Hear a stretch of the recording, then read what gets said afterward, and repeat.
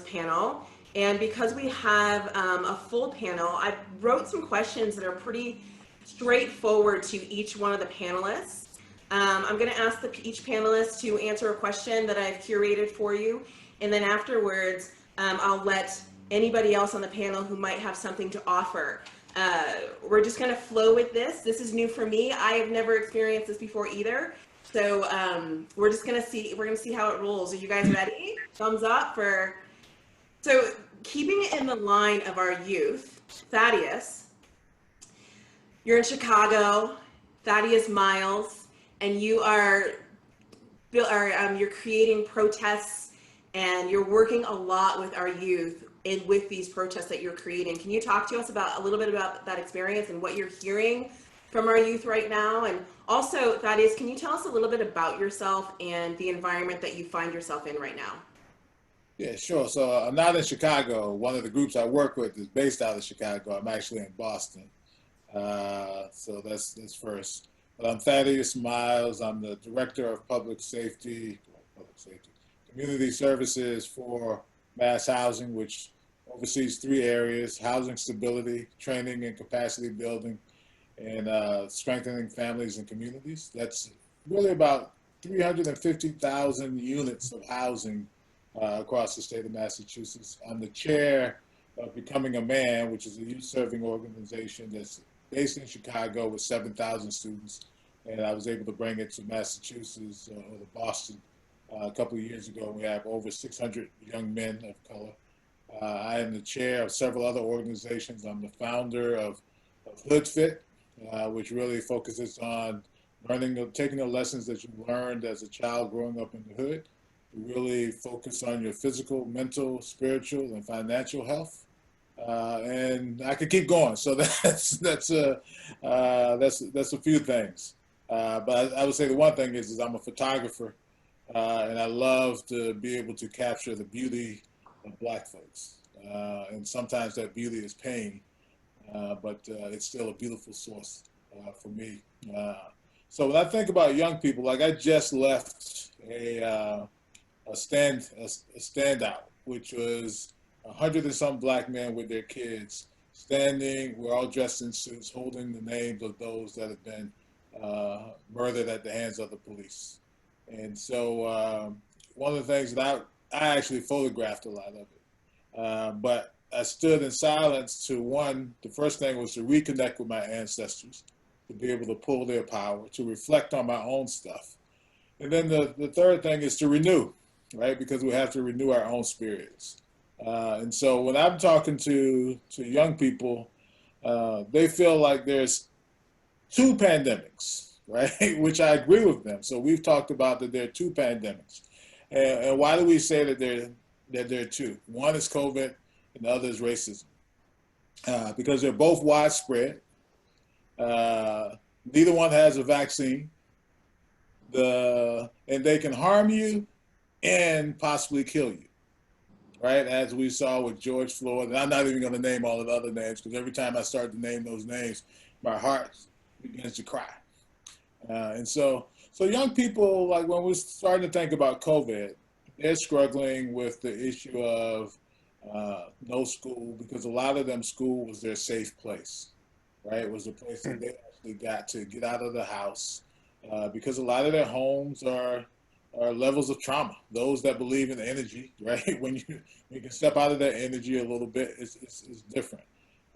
Those that had parents that were, let's say, had some level of addiction, but was a working addict in some way, would go to work and come back and deal with something. Now they're home with them. So they have that challenge. They also have the challenge of how do they survive with food? You know, the food inequities that they're being challenged with. And so some of them are where both parents are, in some cultures, suffering COVID and don't want to eat, and the kids are told, don't tell anybody that we're struggling. So, right, they can't really go out and get resources. I'm also dealing with those that are not necessarily here legal, right? And so what does that really look like?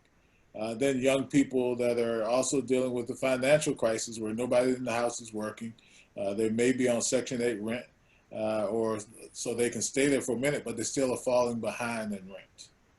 And those that are struggling with college. And what does that really look like? Those that were graduating high school thought they were going to go to college, but their families may not be in the financial position to do it.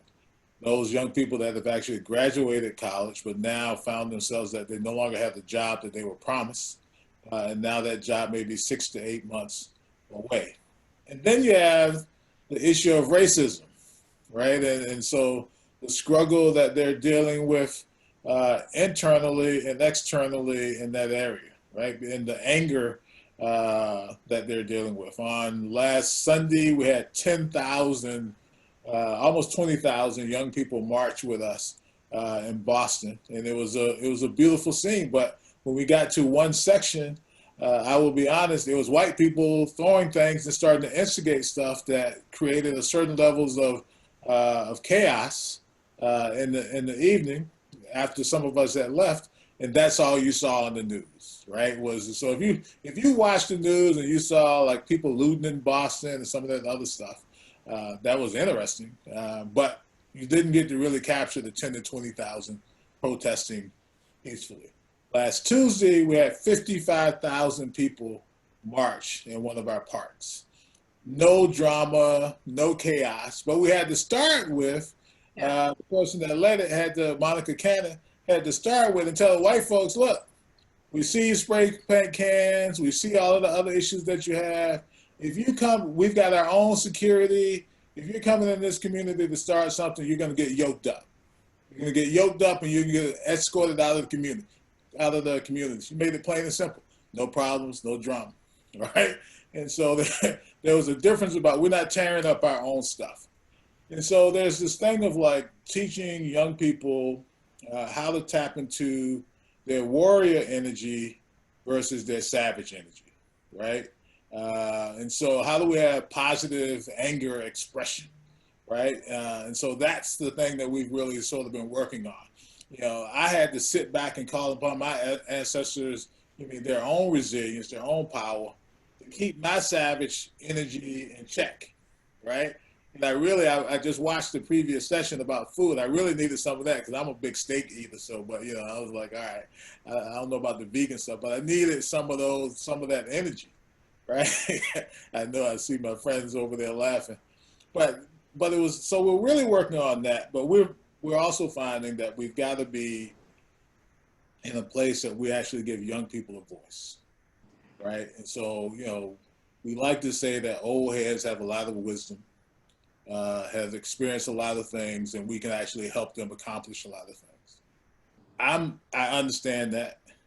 I agree with that in some cases, because a lot of us are old and still doing the same stuff we were doing with 20. Right? A lot of us haven't really matured and changed. What I believe is we have to give young people the opportunity to fail, learn from that failure, and be able to move forward, right? Not to just tell them not to do it, but to give them the space to be empowered, to be able to lift their voice. It was a lot of people that were telling the young people on our first march of almost 20,000 people that, one, nobody was going to show up. Two, that they shouldn't be doing it. Three, that they're too young to really be able to speak to it. They need adults there to be able to speak to it. And, and a group of us black men that got together with some others was like, bump that. This is you. We coming out there with you. We're going to walk with you. We're going to make sure you're good. We're going to deal with the police ourselves. All you got to worry about is stepping and raising your voice in the way in which you want to raise it. We're not telling you what to say. We're not telling you anything to do, but we're going to make sure you're good. And the next thing you know, we went from nobody's going to show up to 10 to 20,000 people marching with us, right? And and it's a challenge to get, some of the city leaders didn't show up, right? And some of the black leaders didn't show up. So this isn't about white folks, right? This is about all of us coming together and really believing in our young people, believing in their voice, believing in their vision, and being able to move forward. Because some of them have faced a different set of challenges. Like, I've never been cyberbullied, right? I've never really thought about some of the gender issues that they're dealing with, right? The Black community is not necessarily addressing the LGBTQIA issues. And so, in a certain way, I'm not dealing, a lot of them are still dealing with the churches, I mean, and gender, right? And so there's this black and white issues, there's the pandemic, and there's identity issues, and then there's the aspect of voice. And so how we're dealing with that is really, I'm just, again, I'm going back to, I'm focused with helping them understand their warrior anger, moving from that savage to warrior, and being able to really look at and create visionary goal setting for themselves, but to also work with men of color so that we stay in four different areas, right? That the kids need to look at us, you know, I'm saying kids, young people need to look at us in the sense of, as grown folks, in several areas that we're working with them on. One is, what's our integrity, right? And so we start to think about our integrity. Accountability, right? How are we accountable back to them? Positive anger expression, which is something that I've talked about. Self-determination, right? How do they actually move? And we can't be asking the kid to actually be determined, have grit and resilience when we don't actually have it. And then respect for womanhood. So we're trying to make sure that young brothers have respect for womanhood and that they actually understand that what that means, because you can't really move into manhood when you don't really understand womanhood. And so working through those things, we're really starting to address the pandemic and what those issues are. But right now, it's the aspect of the racism. But with all of it, it's about giving them voice, giving them resources, letting them be part of the solution, driving and trying some of their ideas, adapting our own styles to theirs when it comes to whether it's social media or whatever type of media it is that there is. And just being able to sometimes just get the hell out of the way and let them know with it. Thaddeus, I've just learned so much, and going from the warrior power to savage power, like if you were to give the youth that are listening right now how they can manage those emotions, can you give me like 3 things that you're telling them right now on how they can manage that savage energy that's coming out, that mass anger, and change it into more of a warrior energy? So I think the first thing that I tell the young people right now is that they can do something that George Floyd couldn't do, and that's breathe, right? And to take deep breaths and to sort of move through that. The second thing is I think Keith said it earlier when I was listening to his session, is to move your body, right? Because the savage energy is always going to come out if you're not moving your body. And you're not, whether it doesn't have to be yoga or anything else, but move your body, whether that's walking, whether that's dancing, whatever it is, to be able to move your body. And the third thing is to be able to have real honest conversations. Find somebody that is okay to cry with, that can maybe that just can hold you, or just somebody you can have real conversations with, right? And so when I talk to young people, they ask me, what is the one thing that you've done through this process that's really been healthy for you? I'm like, I've allowed myself to cry tears that may flow like a river and not consider myself any less of a man. And that's really been a helpful piece for them to really think about that, you know, the crying and releasing of that energy and that pain is okay when you got a secure place to be able to, a secure and a safe space. Yeah. Be able to have real, honest conversation. And so we try to make sure that they have that. That's incredible that you are teaching that to our youth right now, and that you're able to give those tools. So what I hear you saying, like right now, what you would want to say to the youth in America and the youth all over the world that is struggling in these times is pause and take a breath, like breathe and get into your body, move the energy that you're feeling and allow that to move through you and feel it. And then also find someone to connect with that you can really let yourself be with. You can cry with, you can share your vulnerabilities with, and allow the feelings and emotions to be processed out with support. Did I get that You got it. You said it better than I did.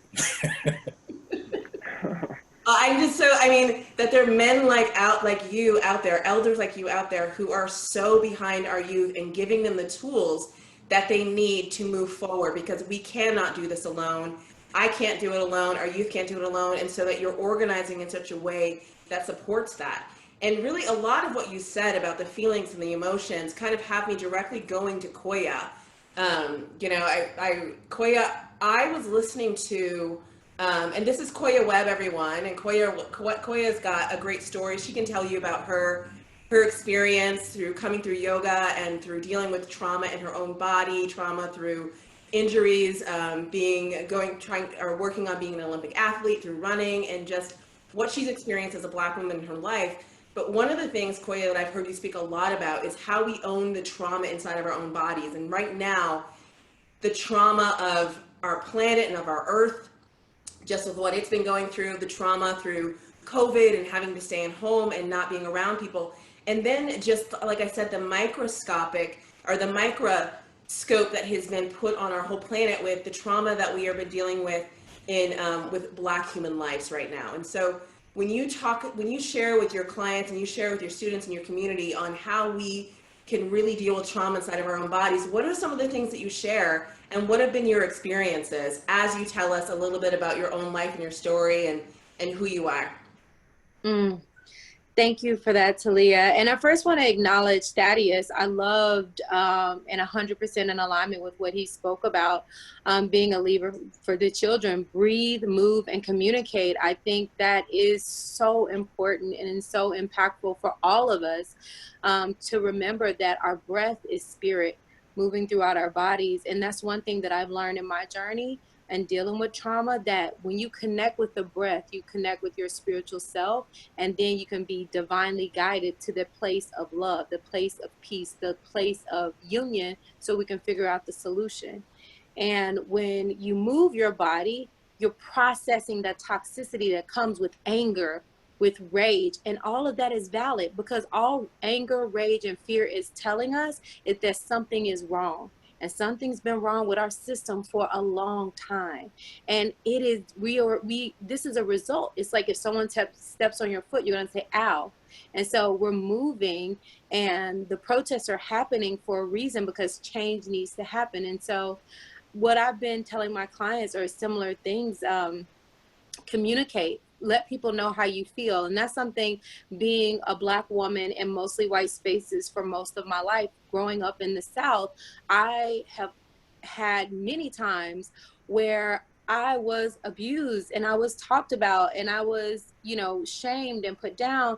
And I didn't say anything because I felt like, well, if I say something, no one's going to believe me. And when I did say something, I wasn't respected, or it was like, oh, it was just a miscommunication, or she didn't mean that, or, you're being too sensitive, and no one validating my experience as valid. And so it was very hurtful.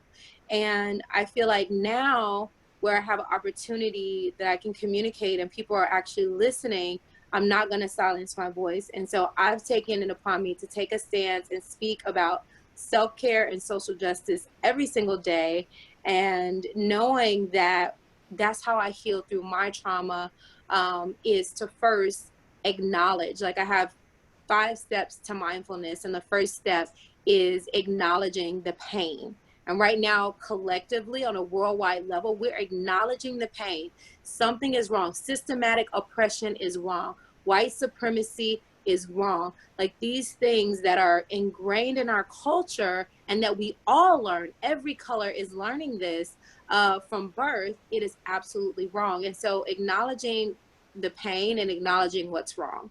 And then the step number 2 is, processing it. And so that movement, singing, dancing, crying, writing, however you got to get it out of your system. And it doesn't matter if you're the oppressed or the oppressor, because even when you're the oppressor, you feel guilt, or if your ancestors where the oppressed hurts, you still feel a lot of guilt and shame, and that's not healthy either. So I think on both sides, we can't look at it like a Black person problem or even a white person problem. We have to look at this as a world. It's all of our problem. We're all suffering because of systematic oppression, because of white supremacy, because of the corruptness in our healthcare system, in our judicial system, in our police system. We're all suffering because. So I think we first have to understand us as one. We're all suffering on both sides of the coin. And when we can acknowledge that, we can start to process that pain depending on what direction is coming to for us. And then we can start to heal together and set our intention. We don't have to be perfect. We don't have to, like Ashley said, like have it all figured out and know exactly what to do. We can do something. Each day we can do something. We can watch, 13 is a great documentary I've been telling my whole community watch. Me and White Supremacy is a great book for everyone listening today. It's a great book. It's on audiobook, so you can listen to it while you're cooking or when you're in shower, just listening to the book by Layla Saeed. And I would just say, do something each day and set an intention to do something. And then the last step is just be the change. Live your life, talk to your friends, talk to your community, talk to your children, and, just communicate. And just say how you feel and say how bad it hurts and say you don't know and say it's scary and just be honest about feelings. And so that's what I'm doing in my own life. I experienced police brutality when I was 8 years old, and 3 policemen jumped my brother after we were leaving a supermarket and slammed him on the ground. So when I saw that video of George Floyd, I saw my brother. And this is the first time I can actually talk about this situation without crying. And in his pain, and nothing was announced, nothing was said, just jump. And I was like, you're hurting him, let it go. And he comforted me, Koya, I'm okay, and that traumatized me so much that I'm having PTSD now. Like, I wake up crying and I just see my brother not being able to breathe and being on the ground like that. And it's inhumane. And some people don't even care. They're like, oh, you're just making it about Black people. You're just, and just to hear that from friends and people that you love, that's traumatizing. So there's so many levels of trauma happening. It's so important for us to practice self-care and move and breathe and just communicate that and realize that it is not a war. It's not a personal war. It's a worldwide war against Black people, and a war against Black people is a war against humanity, and a war against humanity affects each and every one of us. So if we all take responsibility for it, then we can all be part of the process of healing. Koya, that was incredible, and it was really well said, really well stated. Thank you for sharing. And I just wanted to you had 5 steps, and I think I missed 2 of them. So you had acknowledge, just acknowledge what you're feeling in your body, acknowledge what other people are feeling, acknowledge the greater, the collective feeling, and just being aware of that first, and then process through on both sides, right? And I really heard that really stuck out to me, that the oppressor and the oppressed both have to process.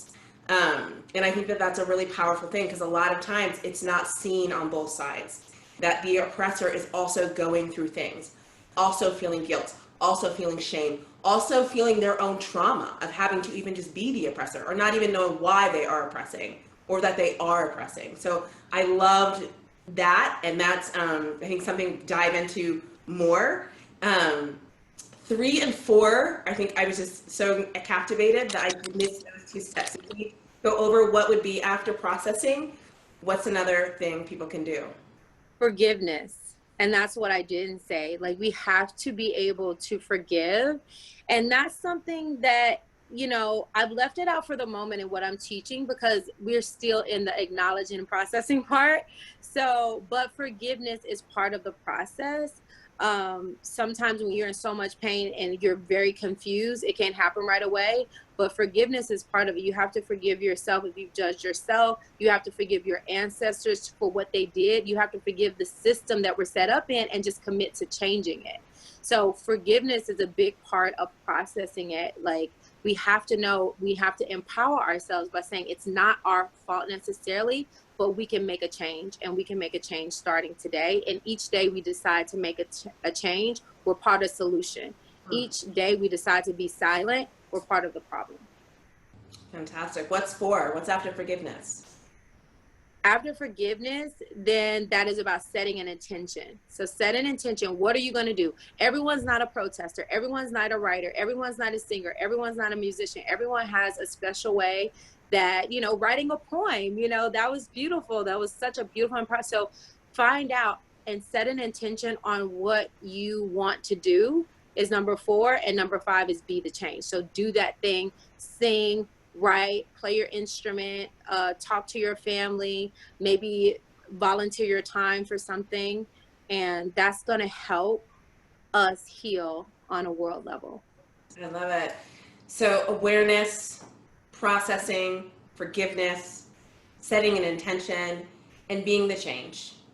And I think that like giving those 5 things and I like having things that I can really focus on and steps that I can really, because right now what you're probably all hearing on this panel is everybody asking questions. What do I do? How do I show up? How can I be of service? And so I like that you put these things back on the individual. Here you go. This is what you can do. Start with yourself. Start with yourself and acknowledge, process what you're feeling, find a place to forgive or who you need to forgive. Set an intention for yourself on how you want to show up in this time for yourself and for others. And then be that change. Not only set the intention, but take the action to actually be what you are setting yourself out to be. So Koya, thank you so much. And like, I love how this is flowing because everything that you're saying takes me right over to Tryone Beverly, who very much, Tryone is, from the very beginning, he really, when I started listening to him and learning from him, everything for him was on this humanitarian basis. Like it's humanity first. And I remember watching one of his videos. He was doing Give Back Tuesdays, or was it it's not Give Back Tuesdays. What is it that you do on Tuesdays? Service Tuesdays in Denver? Karma Tuesday. Yeah, and handing out toothbrushes and water bottles because it's every human's right to be able to have access to clean water. And so he really works on the basis of what supporting humanity at its core. And one of the interesting things, Tryone, you and I were talking about recently is systems. So Koya, you were talking about how all of the systems are they're pretty much failing us. Like we're not being met in any of our systems for humanity. And what brought up for me, Tryone, through our conversation was we upgrade so many systems. We've upgraded the systems of our phones. We've upgraded the systems of our computers. We've upgraded the systems so that we can all be here right now. But one thing that I feel like we haven't upgraded is our system of humanity. And I love your views on that, Tryone. So can you tell us a little bit about yourself and what you're doing in the world right now and what's showing up for you, how you're feeling, and then your thoughts around our humanitarian systems that we have right now? So I'd just say, I just want to start off by saying thank you for this opportunity to speak on this platform, and thank you for all the folks who spoke before me. I agree with everything that was said. I run an organization by the name of I'm Unique out here in Denver, Colorado, and we travel around the country. And like Talaya said, our whole mission is to cultivate a culture of health, individual growth, and social change. And how I'm feeling is how I've been feeling for quite some time. For me, this isn't new. This has been going on for a very long time. Now people are more exposed to it, or they're no longer denying it. I think a lot of people knew this, but they were denying that a lot of these atrocities were going on in this country, in this world. And I think one of the biggest crimes that's ever been committed is the falsification of history. So when we talk about changing systems, we can no longer tell lies and miseducate young people, old people. And I think that's where we start moving forward in changing systems. If we understand that the penal system is not created to rehabilitate, it's created to slave. There's a lot of political prisoners who fought these fights alone, and they're locked up today and they're innocent. And we're not talking anything about that. So I think the conversation needs to broaden. I actually like the energy. I know the term savage was used earlier.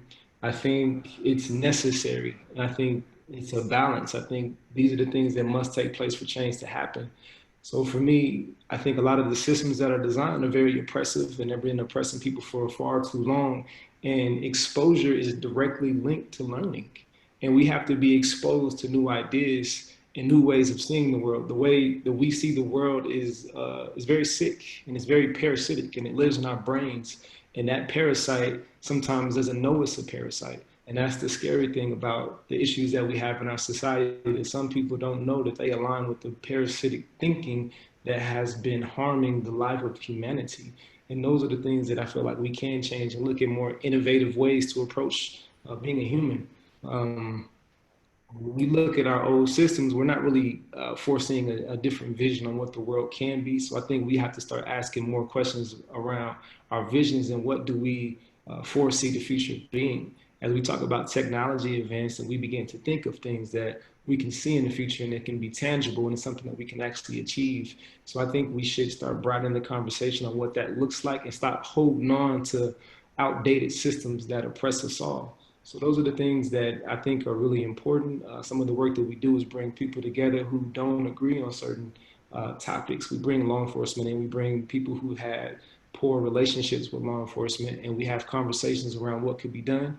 And sometimes it's helpful, and sometimes you look back and you say it was just a conversation, and sometimes it just feels empty. A lot of the conversations that we're having sometimes are just empty, unfortunately, because it's not followed with action.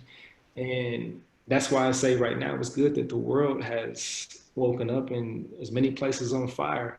And hopefully after these ashes are blown away, then something new comes about. And that's what I'm looking forward to, because I think it's time, it's been time, it's overdue.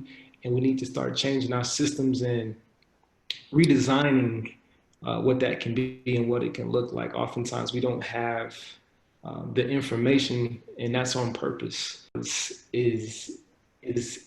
stuck in our own algorithms, and in that algorithm we're continuously fed the same information, and it reintroduces what we already believe to be true. So I think getting back to reading, touching a book, and reading some of the old texts and realize that these fights have been going on for quite some time. Reading some of Garvey and Huey P. and Malcolm X and a lot of the greats that came before us, as they begin to articulate their lived experience, and then you see the parallels that we are today. And I think that's where it starts, and that's where we begin to move forward as a collective, and not to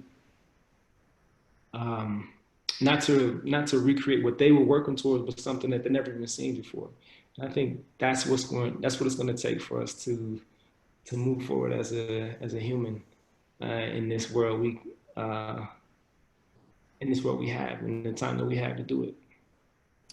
So Tyrone, that's beautiful. Something that's come up a lot for me, a word or that phrase that I keep hearing through a lot of different conversations and things that I've been watching is radical imagination. And so, that what you're saying, imagining things that we haven't even seen yet.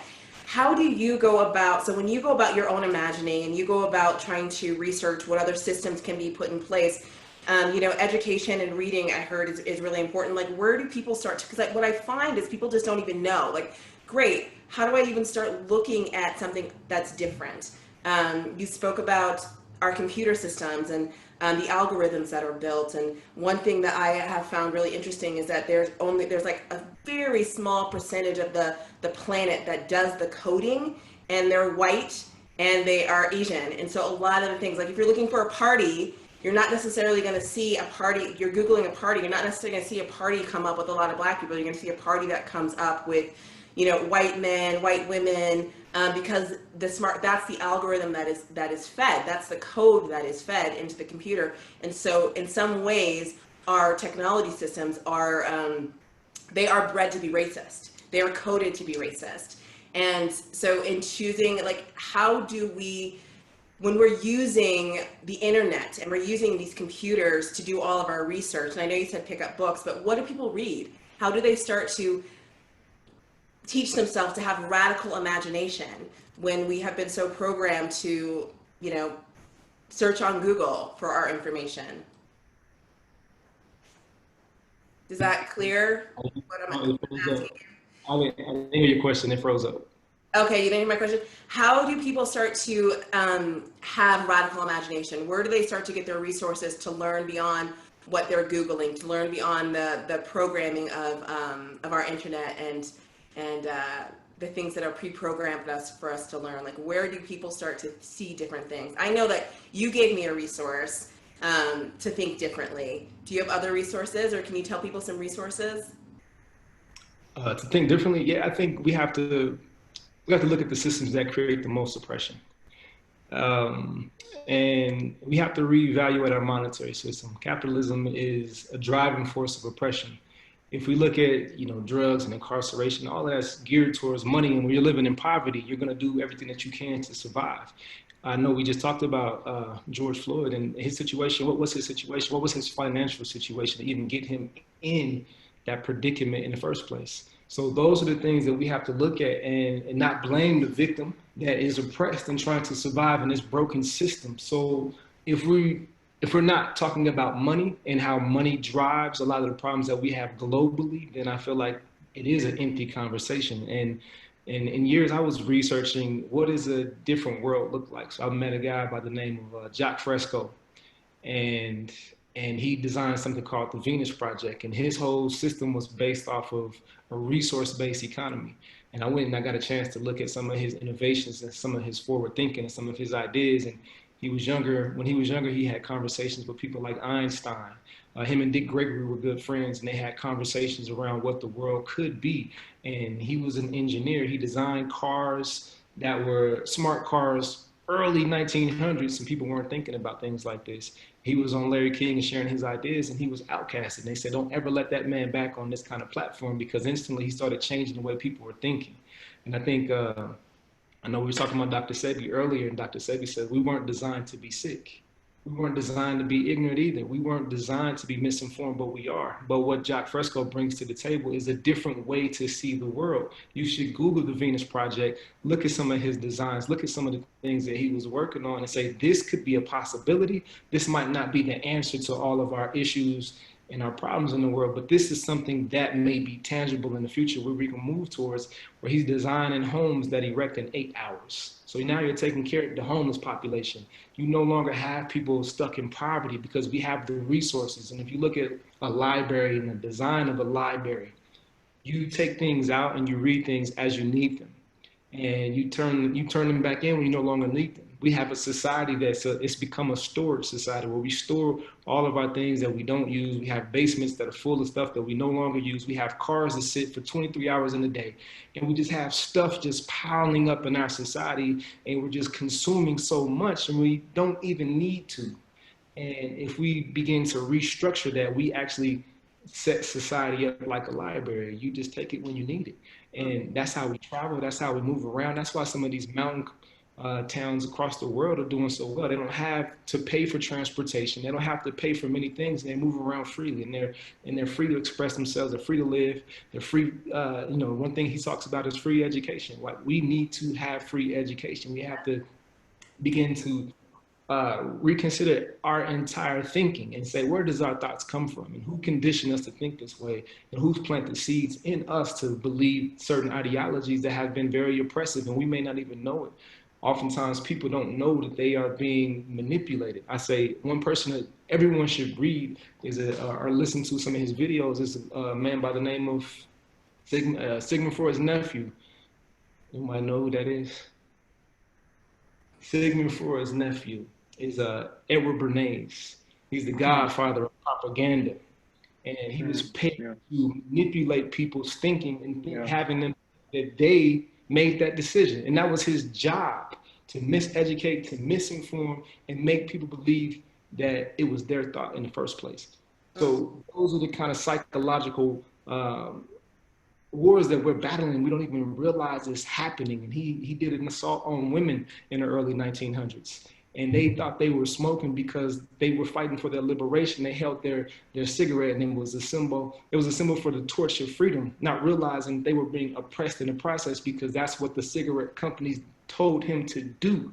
So where are we at in society right now? So sometimes you see things and then not realizing that we're being manipulated. There's a lot of propaganda going on. We're being manipulated, misinformed, miseducated on purpose, and we continue to keep taking the bait and swallowing that pill, and in the process we're hurting ourselves because we're constantly misinformed. They told us this is what we should think and this is who we should be, and right back in that same little race, not realizing that they've been playing us mentally. So I think the things that we have to do is look for new ways of being human, because the way that we're doing it right now isn't working. It's not working for the many. There's more people in poverty than ever before. With so much money in the world, and they're making money out of thin air. It's not backed by anything. It's very obsolete. Everybody got a check, but there's no money to back it. That's interesting. So we have trillions of dollars coming from nowhere, and there's a lot of questions that need to be answered. And I think that's where we have to start, is reconsidering the systems that are designed and not holding on to the system that is corrupt and is plaguing our humanity. Wow. If I interject, I like to just. Yeah, I saw you. I just want to say one thing and we keep it flowing. But when we're talking about identifying the problem, there's a profound teacher, I call him. I met him through Francis Cress Welsing, who's an ancestor now, but Dr. Neely Fuller. Like if you do not know the meaning of racism and white supremacy, everything that you think you know will only confuse you. And he talks about the 9 areas of activity: education, economics, entertainment, law, labor, sex, war, politics, and he just goes through the whole dynamic. And the investigation aspect of ourselves is where we can actually start and realizing how we've created the dysfunction, how we've created these, the youth that we see from the broken relationships, because we didn't know how to create relationships. We didn't learn. We never were told how to do certain things. It's like we formed opinions about ourselves from making a lot of mistakes that we didn't know anything about anything, and then we say, well, this is how I am, you know?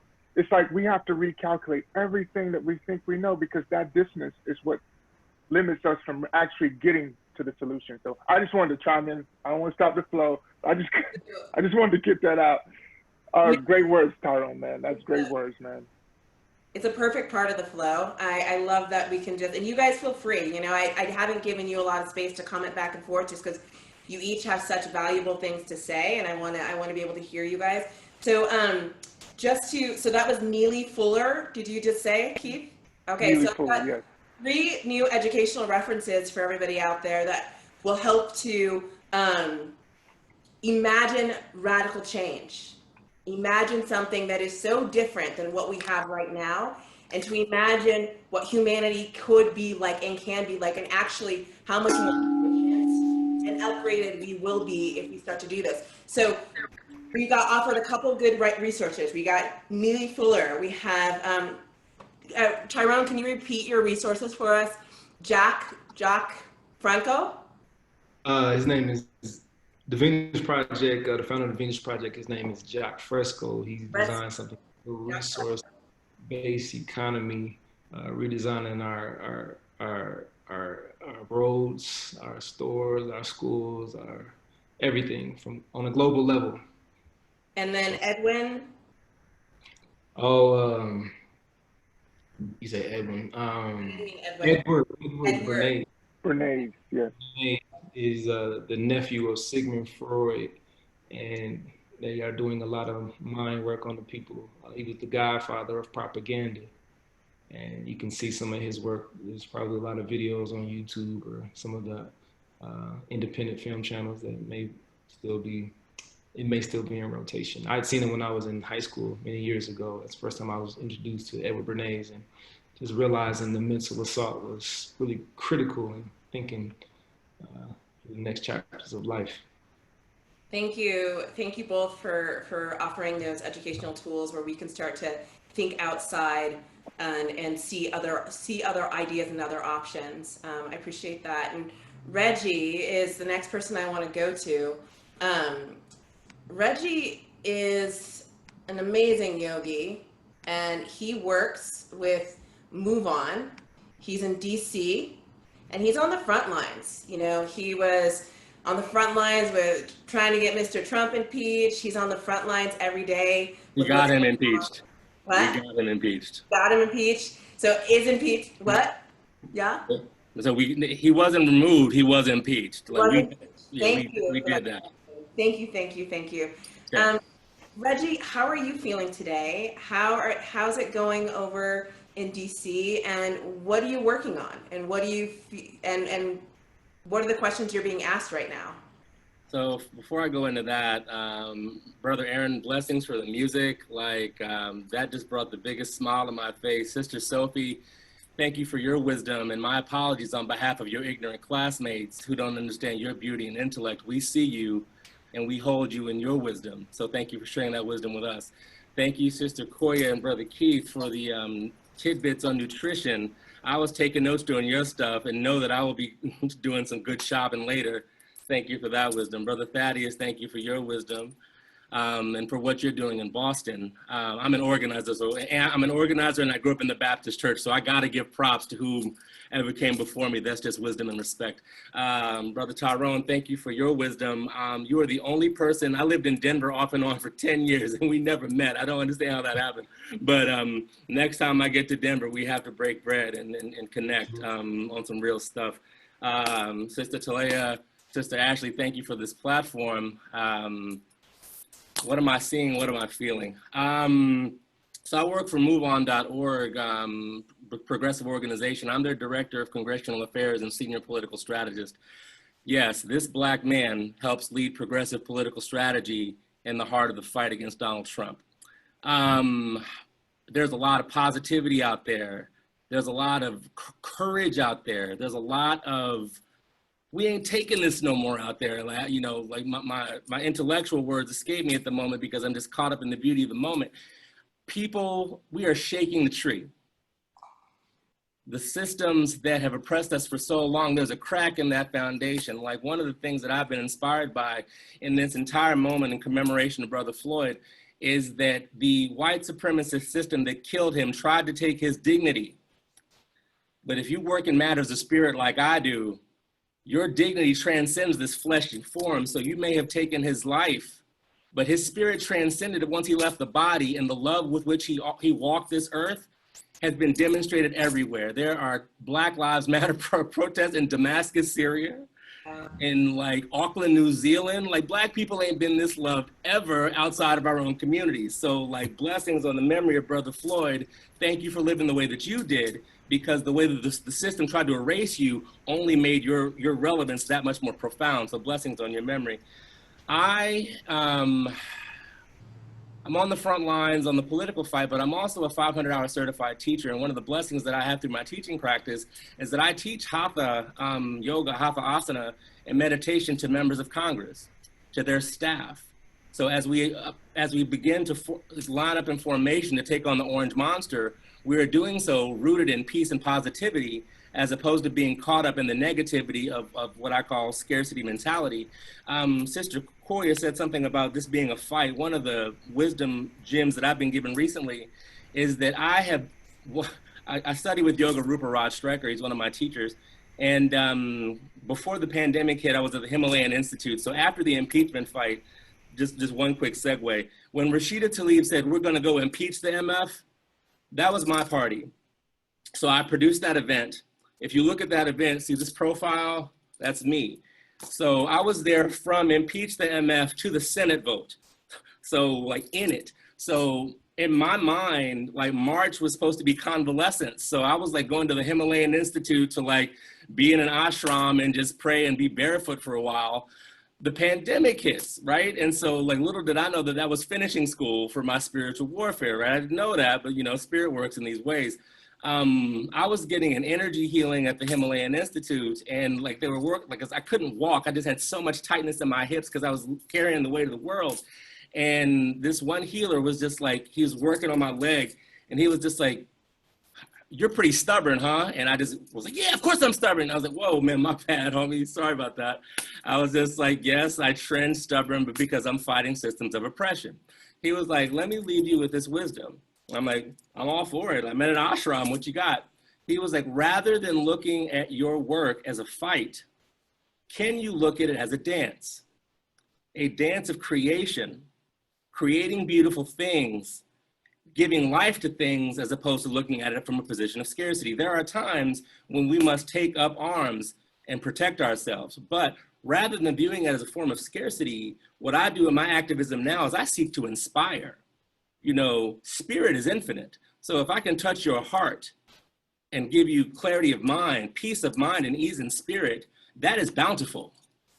That knows no limit. So I'm trying to, especially, and I've been inspired by the protests because they're rooted in peace, love, and service. That is beautiful. That's creation. That is the nation stages of the world that we want to see. We want to see people coming. I mean, I'd rather it not be in a pandemic. So I've done my fair share of protests. I'm not out there now, but I'll be out there soon enough. I'd rather it not be during a pandemic because we still have a public health crisis that is disproportionately affecting Black and brown communities. So I am sensitive to that. However, what we are seeing is people actually not having regard for their life, but willing to stand up for what is right. I think that's beautiful. That is in that energy of creation that I'm talking about, rather than being in a fight. We will fight to protect ourselves, but if we go forward, can we advocate from a position of creation, of beauty? In conclusion, I want to share some words. Like, this has been the most prolific week of my life. I produced a video for MoveOn that has like 200,000 views. Like, they were just, how are you feeling? I'm like, permission to speak freely. And I just, like, spirit came out and I just inspired the moment. If y'all want it, I can send it to you. Like, I can give you those resources.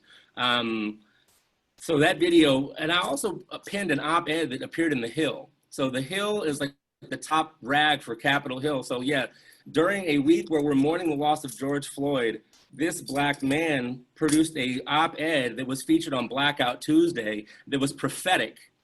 And I want to share some of those words. Said, I'm sickened and disgusted and exhausted at seeing innocent Black lives extinguished at the hands of law enforcement and other vestiges of white supremacy. Now is the time for transparency and tough conversations, not obfuscation and avoidance. If this makes you uncomfortable, don't look away, look deeper, and ask yourself, why have we been silent about this as a society for so long? I know many around the country are feeling anger, pain, and despair, and there are some who would seek to use this pain to divide us. But even in this deep pain, we can feel a shift in our collective consciousness. Anger can either be a creative and catalytic force or one of destruction and distraction. To me, we must join together and forge a new multiracial, intergenerational majority that is represented in all levels of government and by the policies of said government. I welcome the opportunity to reimagine our future, leading us toward the better angels of our collective humanity and away from the dark echoes of our white supremacist past and present. We have a ways to go, yet I still hold hope that we will overcome these crises, all exacerbated by the Trump administration, and grow ever toward the more perfect union we deserve and are being called to create in this moment. This is a time of creation. That is inspiring to me. Like, so while some folks are dismayed, I'm very heartened to see Black and brown people come together in solidarity with white folks. I've had more requests by all white audiences to hear what Black people are saying than I have in my entire life. And that's on the political side and on the yogic side. And while some may view that as negative, like, why are you waking up now? I'm like, welcome, we've been waiting for you, homie. I've been waiting for 45 years to have these conversations. Like, my prayer has been answered. So I will continue. And for those of you in the audience, like, if you want to have a Black person talk to you, and I'm not a monolith, but I do have a unique perspective given my political work and my yoga work, I'm willing to have these conversations because, like, most people have never asked Black men how we feel. And I want to be a resource. I'm only one resource, but I'd like to be a resource to help get our collective consciousness together to be in the spirit of creation as opposed to a spirit of scarcity. So with that, I yield back the balance of my time. Reggie, that's beautiful. And I'd like to probably offer that to all of these men on this panel. They all are incredible resources and are super open to having dialogue and conversation in the mindset of creation. I think every single person so far who's spoken about this in one way or another has said the same thing. Radical imagination. The system that we have right now no longer works. It's not only broken, but it needs to be replaced. It cannot be repaired. It needs to be created anew. And so I really love that in all of these different ways, because we all understand things in different ways. We hear things differently. I mean, there's 7 billion plus people with different brains and different taste buds. So we're all going to hear something different. But the one vein that speaks the truest from what everyone's saying right now is what we have right now does not work. And this is the time that we can write a new narrative for what will work, through conversations in policy and politics to marching and showing demonstrations. The whole world wants something different, to educating ourselves. There are people out there who have been thinking about new ways of living our life, new ways of helping each other, how we can show up for humanity, and they're out there. So don't just go with what's right in front of you, but get curious and creative with how you are sourcing your information, and what do you want for yourself? What do you want to see in the world? I'm very excited about this conversation that you guys are having and that we're all having. And one person who really just inspires me to think differently and to think about creation and how we can create and how we can start to narrate and tell our own stories is my good friend R.R. Shakti. R.R. Shakti is one of the most prolific, beautiful storytellers that I've ever come and encountered with, and her ability to meet people on such a human level with so much love and compassion, it's next to none. Shakti, really, my question, so coming from the yogic background, you know, the word that keeps playing through my mind is Ahimsa. And the fact that you're a mom and you're a teacher and you're affected by what is going on, being of mixed race yourself, and coming from living in, Shakti has primarily lived in a very white world and has recently just met her father, her African-American father, her Black dad, and that side of her family. So she's got a lot of wisdom and some fun stuff to share with us. And we'd love to hear from you, Shakti. How you feeling? What's going on? And yeah, let me unmute you though. Shakti, I think you have to unmute yourself. Can you hear me? Can you hear me? Yes. Can you? Yeah. Thank you. Thank you for that introduction. That's amazing. Yeah, I'm literally in the middle right now of filming a course on Tantra yoga psychology.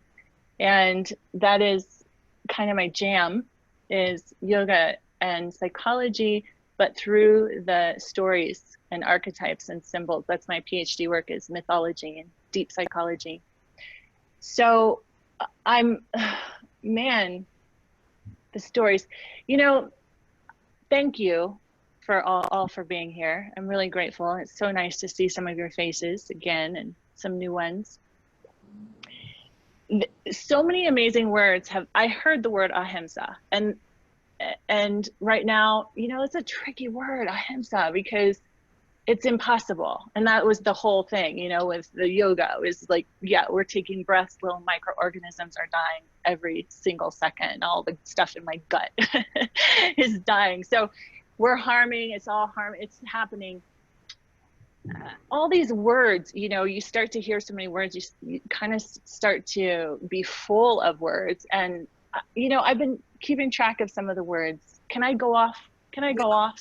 Can I go off from Ahimsa? I'm not feeling it. I'm not feeling Ahimsa. Go. I'm feeling some of these other words that I've been hearing people say. Keith said a word. Tyrone said it. Koya. Everybody, Reggie said a word. And I've been taking notes of these words. And I love these words. So I want to talk about, Keith talked about perspectives. And Talaya, so did you just now, how we all have different perspectives. And I have a story for that, because I believe there are no answers, only stories. And you probably have heard this story before. It's a folk tale from India, and it's about the 6 blind men and the elephant. Have you heard this story? So the 6 blind men, they hear that there's this elephant at the prince's house, and they go and they, you know, they want to know what an elephant is, and they're blind. So, you know, they help each other along to the palace, and they get there and they're introduced to the elephant. And they all take a different part of the elephant. Someone has the tail, someone has the side of the elephant, someone has an ear, right? And so when they get together after the experience, they all have a totally different take on what is an elephant. Someone had a tail, he said, well, an elephant's like a rope, right? And someone had the side of the elephant, he said, well, no, it's actually like a wall. Someone had an ear, it's actually like a fan. The leg, no, it's more like a tree. And they're arguing over what is an elephant, because they all had different pieces, right? And I think I think that's happening. I think that's happening. I think we all have different pieces of the elephant. There's obvious elephant in the room. There's an obvious elephant in the culture, and we all have these different.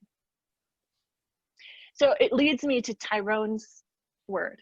Tyrone had a word, imagination, and Talaya again. So did you bring in that idea of radical imagination? And in order to, I have this tail.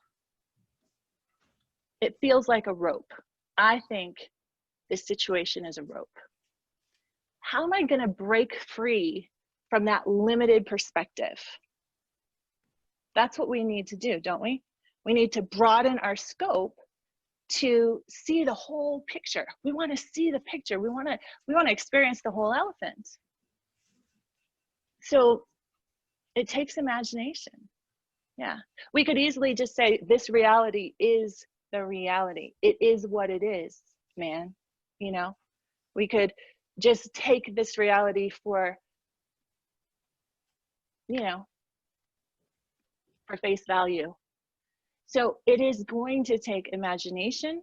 It is the function of imagination actually that leads us into something bigger. It is because we can imagine something bigger, because we can imagine something that is, we can imagine peace.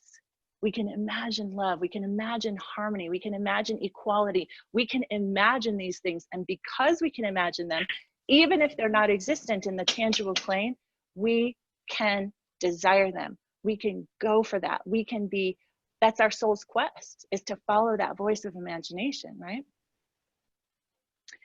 What does that look like though? What does it look like? We go, what is the name of this summit? It's surrender to spirit, surrender to source. Surrender to source, yeah. Yeah. So when I think of surrendering to source, I think of listening. When I surrender, it is a turning inward and an opening of the eyes and a listening from within and from the Ma. And that is where this imagination brings us into this place of deep listening. And we've been talking about that. We've been talking about listening. We've been asking each other, how can I do better? We've been talking about, you know, tell me your story. I want to know more. And it really, I want to just talk about this word that Koya brought up, which is responsibility. Because I think that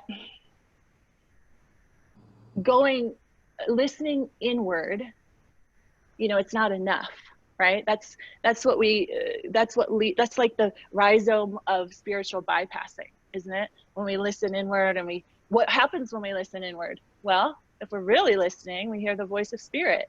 And at the voice of spirit, we all merge into one. And if we're all merged into one, then what's the problem, man? We're all one, right? All life matters. We're all one. So we have to also be listening from without. And what's happening from without is that we are called to responsibility. Every one of us. And I've been thinking about this word a lot because I was on the phone just last week with my sister. I also met my amazing, beautiful sister when I met my Black dad, Courtney. And I say Black dad because that was the thing, right? That was a thing. It's amazing.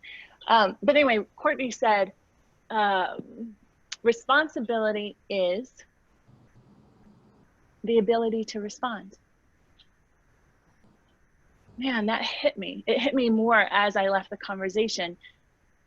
The ability to respond. Well, what does that look like? And it started getting me asking the question, why don't people respond? Why doesn't everyone respond? Why doesn't everyone feel able to respond?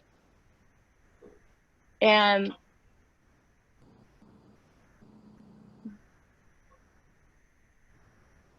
I think there are three main things that are coming at me, just the obvious stuff that's coming at me right off the bat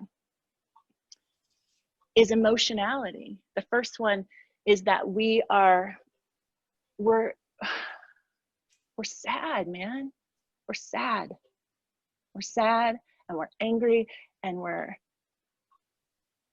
it's not just Black people, it's white people too. And I heard someone say, it was maybe a few people talking about the grief, or not the grief, the shame, right? The shame of the oppressor. But it's not just shame. It is not just shame, because I do feel as a Black person, white person, really neither, that I straddle this interesting line of kind of seeing and feeling a couple of different worlds. And like maybe a rope, maybe a tail and a fan, you know? I still am listening and feeling to see the whole elephant, you know? And it happens in community, it happens in relationship. I realize that. But anyway, I feel like the first one is emotionality, and that white people, all people, when you get into that kernel, the spiritual rhizome, the kernel that is at the spirit, we all feel afraid, because it's a spiritual, it's not just a cultural issue, it's not just a global issue. Yes, it is. And also, this is a psycho-spiritual issue. And when we dive into that place where we all are one, namaste, we all face those things, the mortality, the fear stuff, the deep-seated stuff. And we all feel grief, real true grief. And those emotions, they make us vulnerable.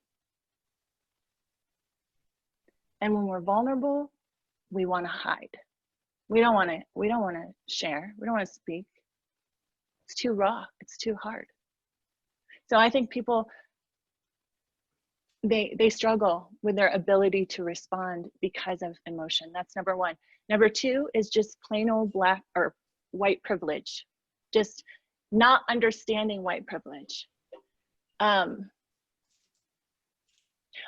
I know, I really believe that before I met my Black family, I would have said, I don't feel able to respond because I'm not Black.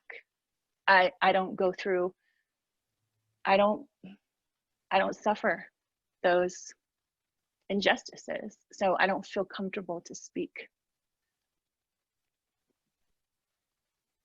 It's interesting because I think that people still don't understand what white privilege actually is. We think about the overt vision of white privilege. We think the obvious injustice, the obvious discrepancy of opportunity and education and Tyrone money. But the insidious part, the quiet part of what white privilege is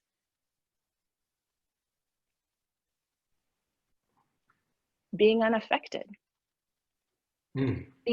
feeling like it doesn't belong to you, the privilege of not being involved.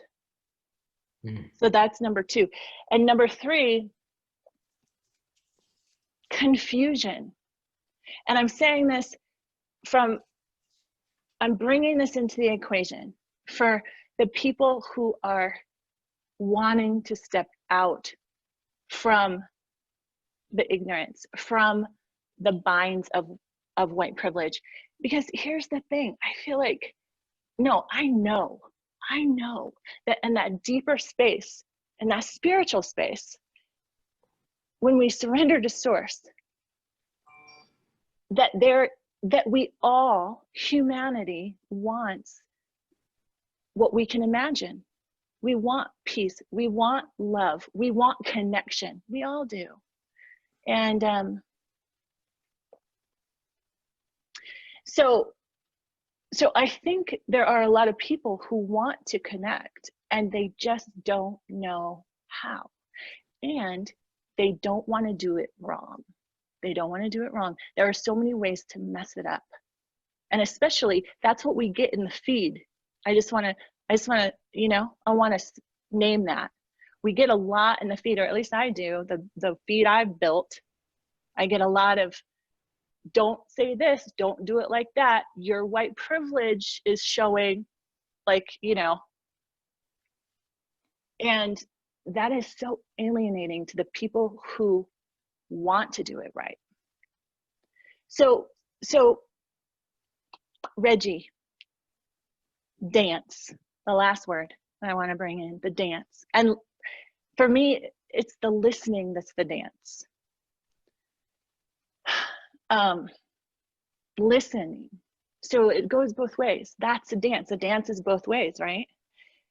It has to be two, the other. And I hear a lot of questions, you know, how do I get it right? How do I say that right? How do I know? I need to re-educate, unlearn. And all of that is true. And also, one of the most profound transformations occurs when you are asked what you think and why you think what you think. And so I believe, I just have this feeling that if we start asking both ways, when you encounter someone who is not doing it right, they're messing it up, it's obvious and it's embarrassing, and man, it sucks. There's this tendency to want to be like, do better, just do better, figure it out, do better. Which is true. Yeah, do better. The poem, your poem, Sofi, is so beautiful. Yes, do better.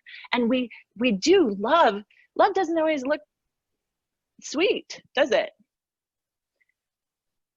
But some of the most transformational thing, one of the most transformational things that we can do for someone is ask them why. Why do you believe that? Why do you think that? How did you come to that idea? Turn the mirror back. And I think that's where there's some room for growth.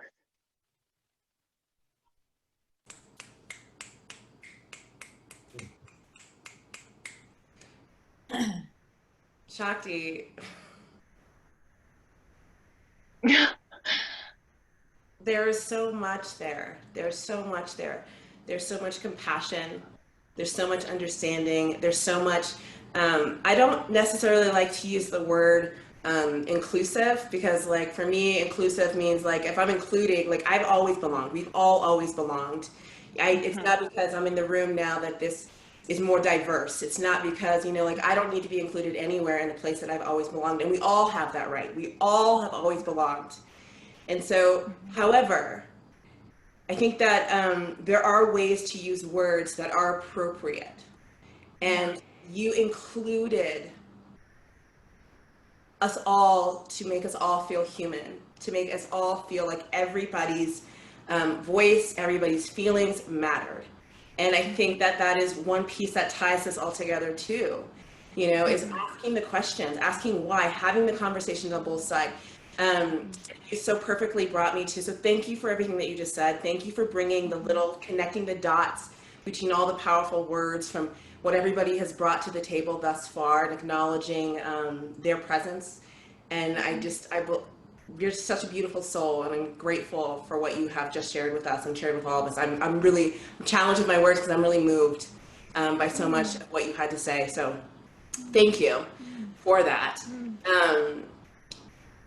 Tryone Beverly has inspired that lesson in me a lot, with the asking why and bringing people from completely two different perspectives to the table, and having both of those people feel right, feel justified, and having them ask those questions. And so last year I put on a festival called Steamboat Movement Fest, and last year I wanted to bring that experience to the festival, and I really wanted to bring it to that experience for the teachers.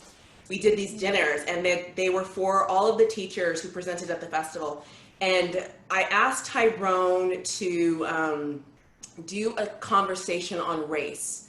What is race? Is race really even a thing? Right? And so Peter Peter Sterios was at this dinner, and some of the things that he said were just were really beautiful about the listening. About listening. Peter has this really great practice called Levity Yoga, and it's really based on the principles of listening. It's also based on feeling uncomfortable and touching the edge of that uncomfort, not with shame, not with trying to work harder, but just acknowledging. And I forget how he says it. It's like, just kiss it. Like, just kiss the uncomfort. Like, there's a lot of uncomfortable feelings going on for both sides, Shakti, like you were saying, for both sides. And I heard a lot of you say this, for the oppressor and for the oppressed, and for all of humanity. There is a lot of uncomfortable feelings, and sitting in those. And sometimes we sit, I don't know if you're white or black or whatever you're feeling, but I guarantee you, at least for me, there's been a moment where I've sat in that uncomfort and I felt shame. I felt shame for being a Black woman and not using my voice appropriately. Am I going to say the right thing? Am I going to say the wrong thing? I need to show up and do it right. Are my questions that I have as a Black person valid questions themselves, right? And so, like, we're all sitting in this place of shame, despair, fear, what's next? I don't know what to do. And one of the things that I really love about the way Peter teaches yoga, about the way he speaks about his philosophy in life, he just wrote a book as well, which I'll let him tell you about, is where we find that place to rest in discomfort, and then to use our natural surroundings, to use gravity, not our minds pushing us, not what somebody else is telling us or shaming us to do, but the environment, the gravity of our world, to settle us in and find comfort or find learning or find something in that discomfort that we can take out and learn. So one, Peter, I'd love for you to tell us about what that felt like, being in a conversation and discovering new selves about what you thought race was. And then since then, it's been almost a year, how have you sat with that? And what tools and tricks can you give to people out here right now on just a humanitarian level on how we can find the wisdom in the discomfort that we're feeling? That experience that which I'm so grateful for, Talaya, that you invited me in that panel back in Steamboat. Peter? Yes. Your audio is a little echoey. Can we play with that a little bit? Oh yes, I know why. Is that better? Yeah. Yeah, sorry. I had my Yeti mic was behind me, so here we go. You talk about discomfort. When you included me in that panel in Steamboat last year, I was catching myself insecure about the fact that I'm this old white guy sitting on this panel talking about race, and I've been up to that point. Everything that's been described here, I can see situations in my life where I was an observer, I was a bystander, I wasn't participating in the conversation. And yes, I felt somewhat disconnected until, in many ways, I started to reflect back, listening to what I heard in Steamboat, that panel that you assembled, and then really examining, self-examining, what is my role here? What experiences have I had in my life that can I take from, educate myself, and in my role as a yoga teacher, as a role now as an author, how can my contribution be healing for people, to be helpful? And when I look back, my grandparents' generation, half of the family from Germany, half of the family from northern Greece. During World War II, half of the families were murdered, either through war or through other situations, civil war in Greece, and obviously in Germany, fleeing. and they all ended up in America. And as this generational pattern of karma, I grew up in a family that was racist, that had, you know, conservative principles that I grew up in, not knowing what was right or wrong in the situation. But even to this day, my family is politically, we couldn't be more diverse, and yet I'm in a powerful place because I had this grace, and the name of my book, Gravity and Grace, this word grace has such a powerful and visceral meaning for me. And when I was listening to Shakti talk about that elephant in the room, and also the elephant in the room for me, ironically, she also talked about Ahimsa. We take this idea of Ahimsa literally as nonviolence. And nonviolence, to me, is a worthy goal, a worthy cause, and yet it breaks down because of the way our universe has been designed. And that was curious to me. Why would this ancient sacred word that has been translated into English as nonviolence, why is it so important? And so the year that I lived in India, I did a lot of research, and I went to these old libraries that had these old multiple translations of books. And what I found in one of these books was a different definition of Ahimsa. And the definition of Ahimsa essentially was this: honoring the natural order of things. Now, that's a whole different way of looking at our universe, because when you really examine our universe, it's a predatory universe. This is hard for people to grasp, but when we think about species eating other species to survive, how do we make peace with that idea? And in a way, this discomfort on a yoga mat, let's look at that. How do we approach yoga? Because that's where I feel comfortable talking.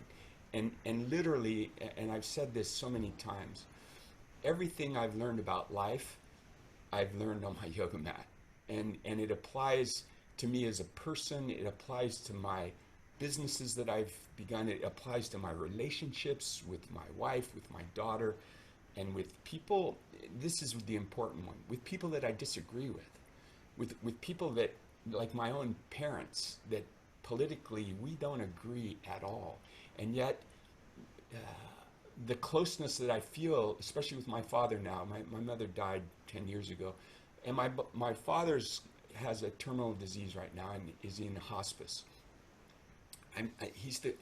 This is the time when I feel the closest to him in my entire life.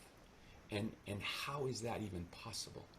We definitely don't talk anymore about politics because it's not important. But there's this realization, this connection, where we are all one, where we are the same. And this is what I've learned with the discomfort that I feel on my yoga mat. And this surrender to source, I want to bring this back to this brilliant title that you guys came up with for this gathering. Surrender is such a powerful word. Culturally, though, the narrative around surrender is we give up. We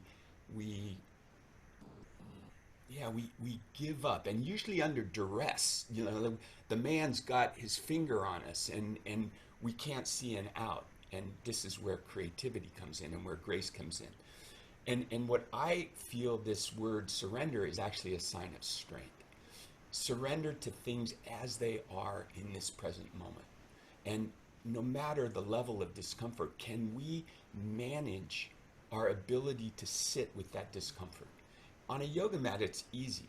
On a yoga mat, we can use these tools that yogis developed over centuries, our breath. How do we create this intimacy with our breath? Well, we have to look at our breath. We have to see what the qualities of the inhale are, what the qualities of the exhale are. And with science catching up in a way, we're starting to see how the inhalation is like a mental reset in a way. It's like rebooting our programming hard drive in a way in our minds. And the exhalation in a way is this access to deep calm.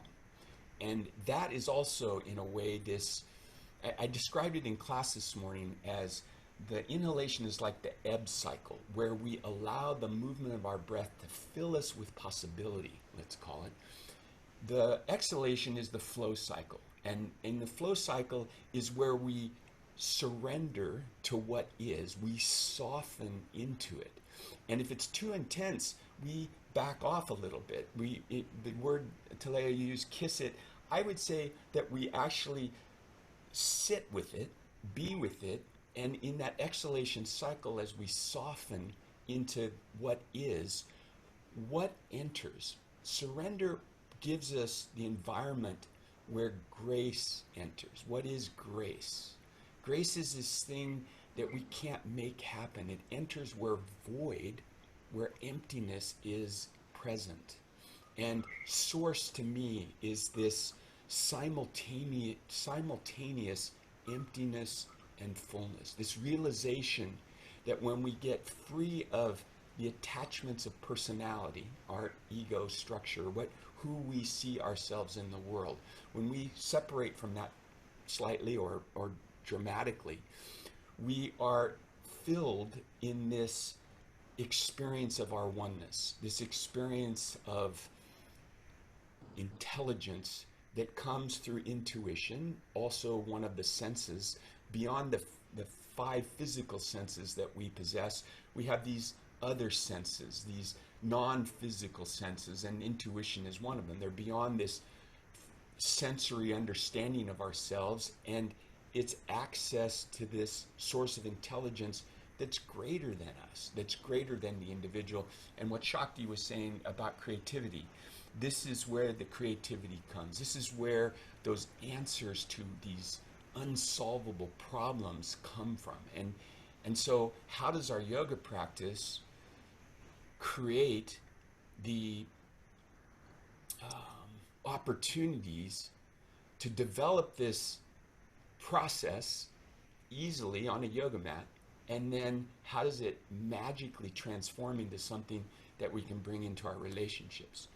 Relationships in our families, in our communities, in our countries, in our world. And it's all at the individual level, to be honest. It's taking this inspiration that we gain through these practices, and yoga is just one of the many practices that ancient cultures have developed to access this same creative space. So there's nothing magical about yoga, in that it's all magical if we invest the time and the study and the commitment to look at ourselves. And at this point, we are in that epoch. This is an amazing time to be alive. I love what was said earlier about this opportunity that we have right now to create a future. This is not a time to be depressed. There's a time to grieve here, but ultimately it's a time to accept things as they are. And what is it creatively that my path, my role in life as an individual, and I'm speaking collectively here, our roles as individuals, what special skill set have I been gifted, and how do I apply that at these multiple levels in our lives? First, at the individual level, how can I heal these traumas that I've experienced, generational traumas in a way sometimes, that have carried down through families and inhabited us psychologically? How do I heal from those? How do I take those setbacks as setups for my future? And how do I carry that forward? Find the language that's inclusive to help people where they're at. And that does involve listening. That does involve intimacy with others. And how does that expand? How do we create this momentum? And frankly, Ashley, what you've created here with SoulJour is such a beautiful start to this.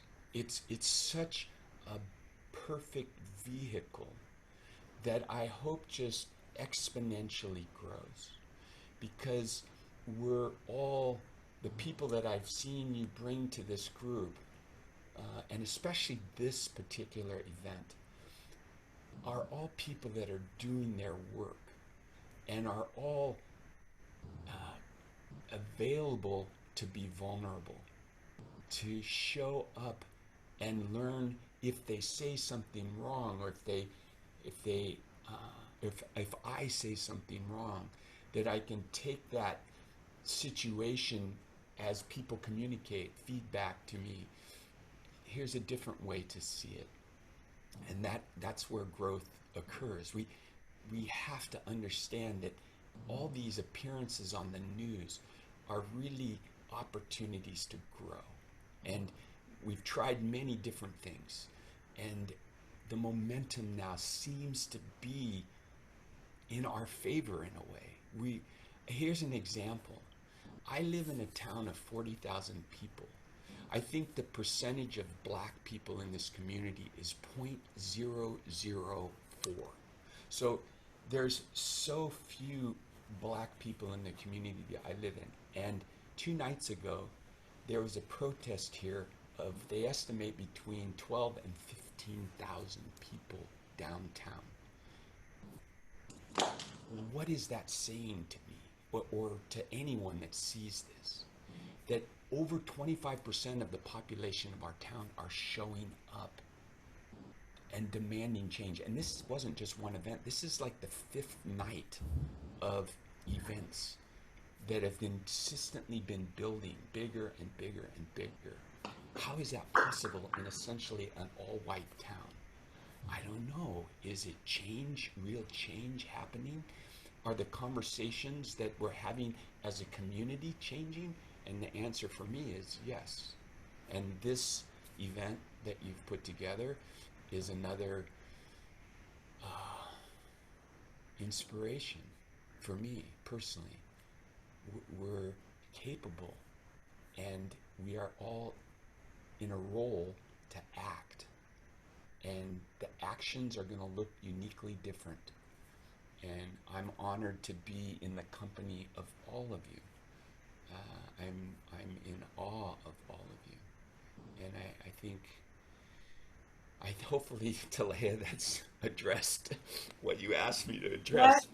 You know, from all of you, from everyone that I connect with, and all of the teachers who I have spoken with and thought leaders, the one thing that you just said is the vulnerability, and I would like to add authenticity. And you can't program that. That is just one of the most natural things. So you showing up to share as you did in vulnerable, authentic, honest way is more powerful than you answering the question super specifically, you know, and dotting your I's. I think that we have to, not we have to, but we get the opportunity right now. Like when you said things are changing and things are progressing, and here I'm in Denver, Colorado right now, and it has been and I'm pretty much right next to the Capitol, and they're marching by Channel 4, and they're marching every single night, and they get bigger, and it's been really interesting. I have a view from above. I'm not down in it either. But I'm watching, and I am supporting what's going on from all levels. And what this beautiful collective of people that we have on this panel is, it's demonstrating that every single one of you is showing up for what's going on right now in your way, in your unique, authentic, vulnerable way with your tools. And but all linking to the same message that we need change for humanity, that it's not working. And I keep seeing this, like, humanity on the Noah's Ark, like this ginormous boat, right? And the boat is about to capsize. And we all know that if everybody, doesn't matter if you're black, white, a squirrel, or a whatever, everybody has to choose a side. If you do not go over to the right side, that boat is gonna flip over.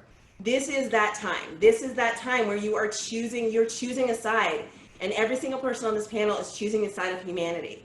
And every protest that is happening right now is choosing the side of humanity. And it's so fantastic that it's happening all over the world. And the more that we build that energy, the more that we start to keep whatever you can do, whether it is posting a black square, like no judgment anymore, no shaming people. Celebrate whatever inch you can take to jump on that right side of the boat so we can start to right the ship for humanity, right? When everyone jumps over, it doesn't all of a sudden capsize to the right. No, it levels the boat. Sometimes choosing a side is all you can do to save us all. So this is the time. So I just want to implore and celebrate every single person out there right now who is choosing the side of humanity, who is, and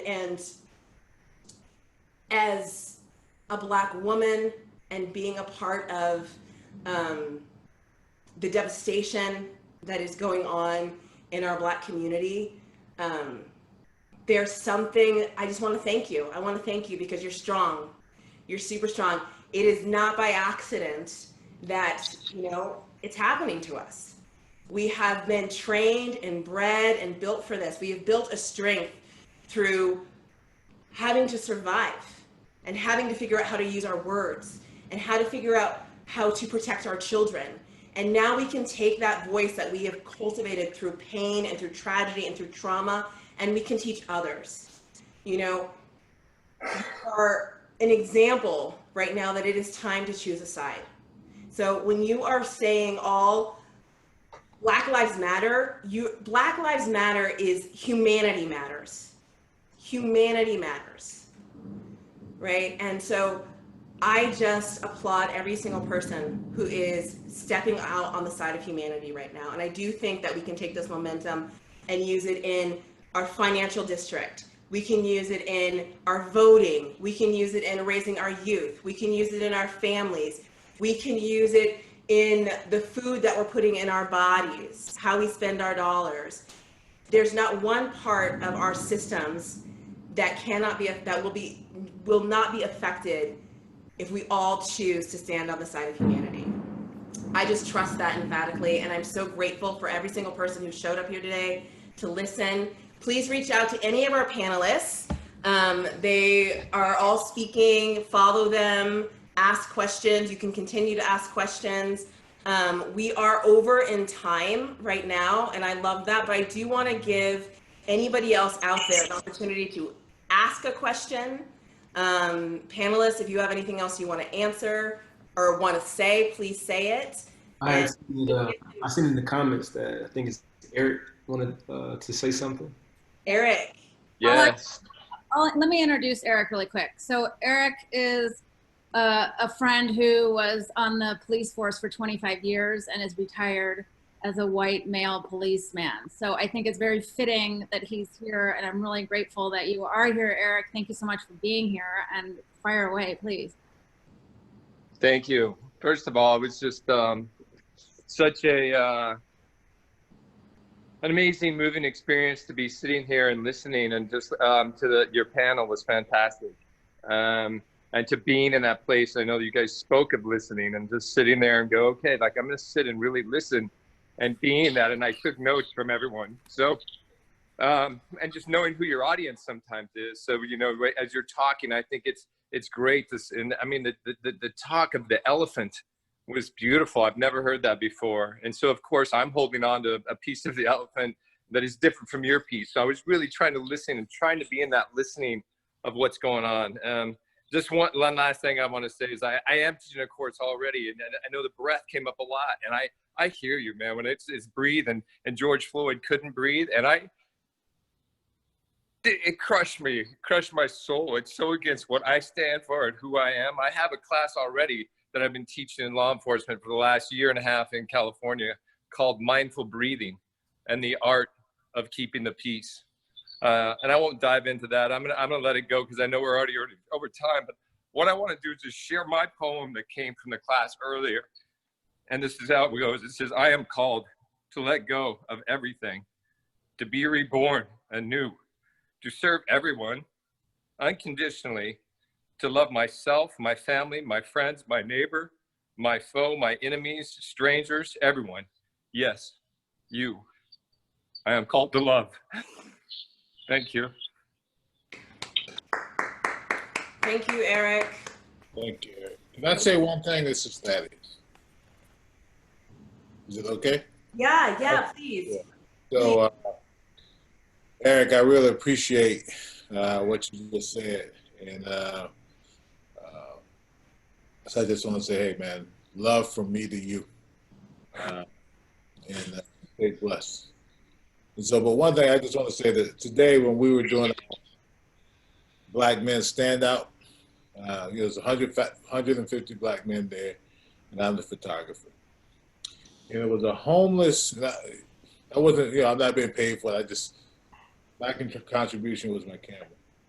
It was a homeless guy sitting in the front, right? Sitting, nobody's paying him attention.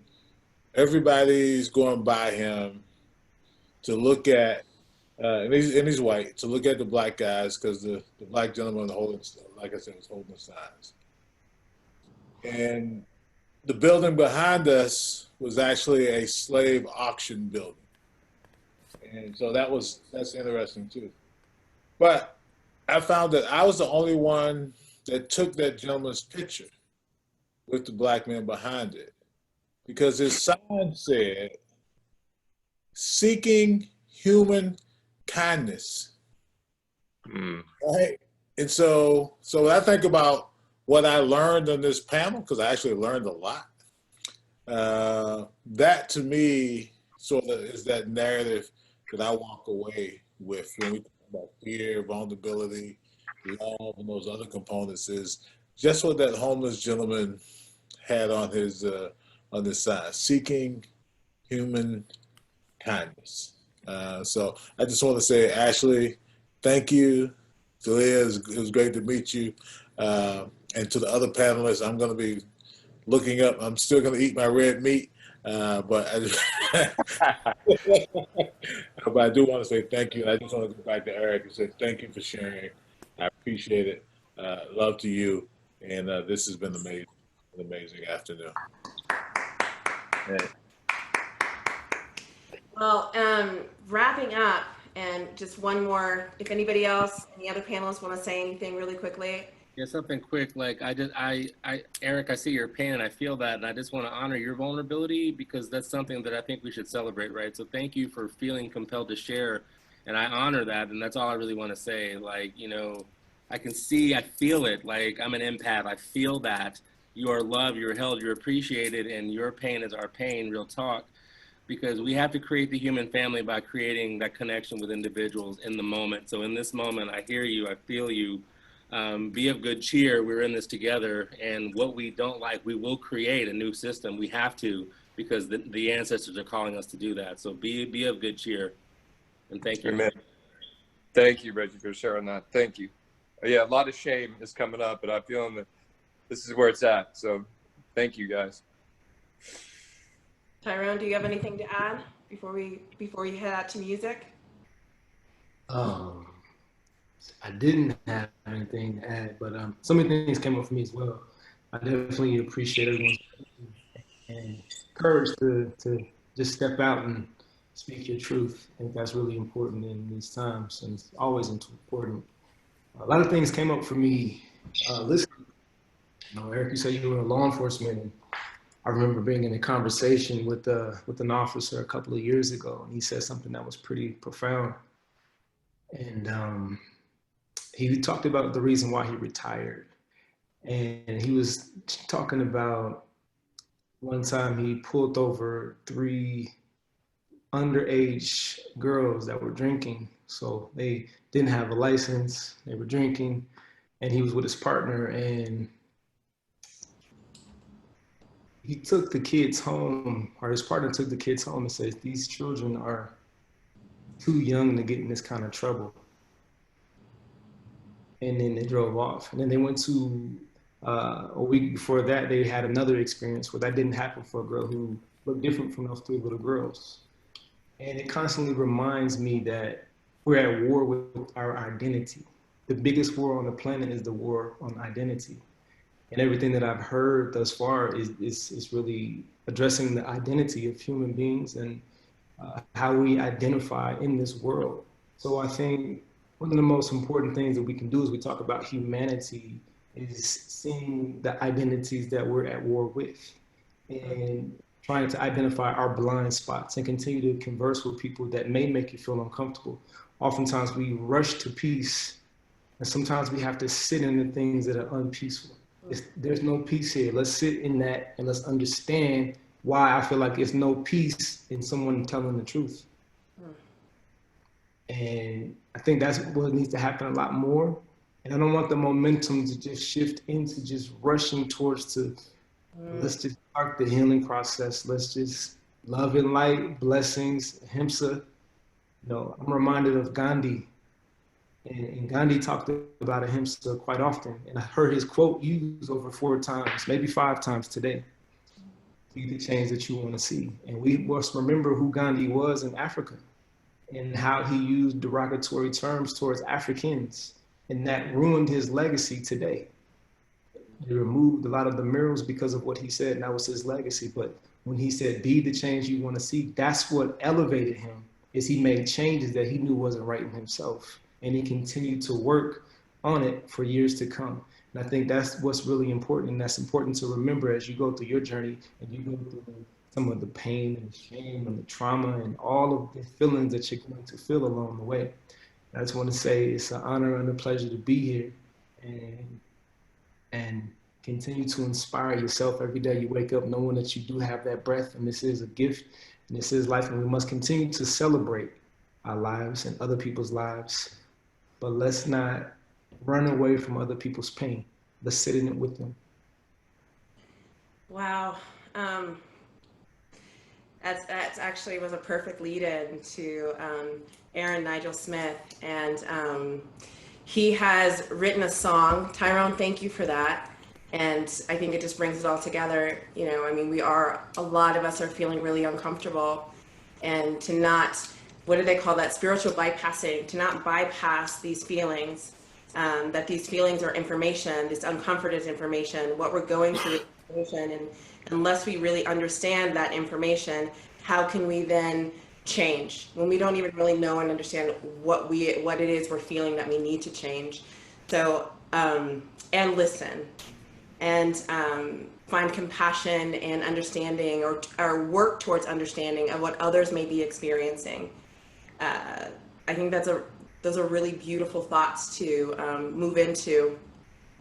Aaron, I'm going to let you go ahead and introduce yourself and tell us a little bit about what you've been going through and how it has inspired you to create what you're creating right now in your work. And I know that you also work with families and children. You've done work with Ziggy Marley. You really support uplifting families with positivity and building a strong family unit, and really supporting children to find courage inside of themselves and use their voices. So I honor the work that you're doing out there, and I honor that it comes through music, and I would love for you to share with us.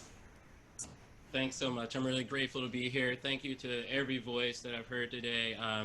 I hear you, and I've learned so much from each and every one of you, and I'm really grateful to have this type of wisdom, in our space in this moment, in this time, because it's definitely needed. I am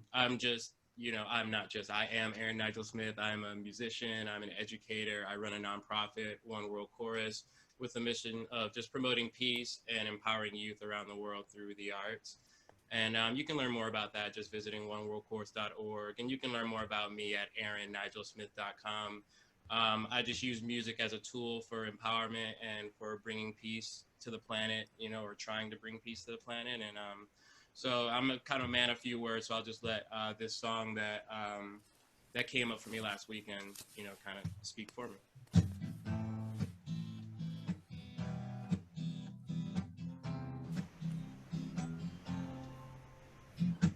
No, not again. Can't overstand another killing of a brother by a policeman. Watch the trend. It not going 400 years ago. It started. Here we go again. I can't breathe. Officer, please. I can't breathe.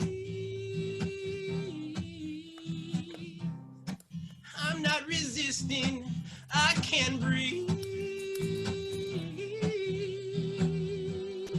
Somebody help me, please, I can't breathe. You're killing me. Babylon won't quit when they might we in the grip. Rob we of our lives and won't even trip. No respect. What do you expect? Only for brothers that must slaughter. Now the knee on the neck. I can't breathe. Officer, please. I can't breathe. I'm not resisting. No, I can't breathe. Won't somebody help me, please? I can't breathe. You're killing me. No, I can't breathe. You're killing me.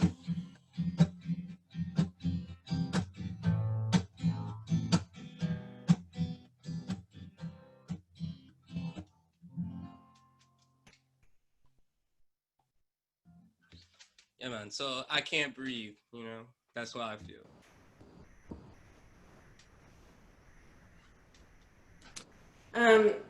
Everybody from our panelists to Instagram Live to Facebook Live to our Zoom participants, if we can all just take a moment and close our eyes and just feel your space, feel the body that you're in. How do you feel right now?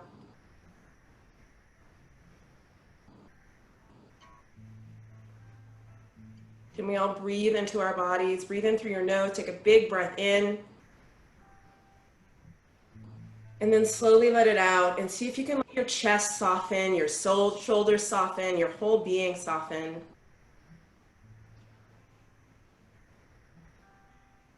And breathe again, breathe in.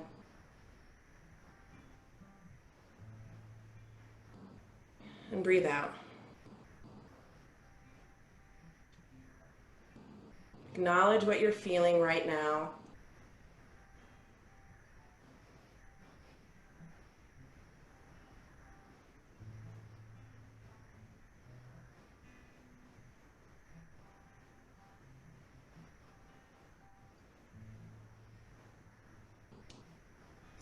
I'm grateful for everyone who has shown up today to be a part of the conversation.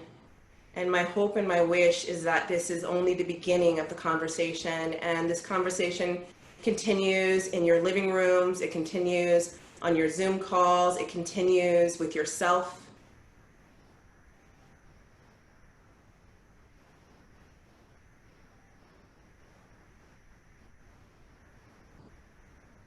I do believe that we are at a pivotal moment in time.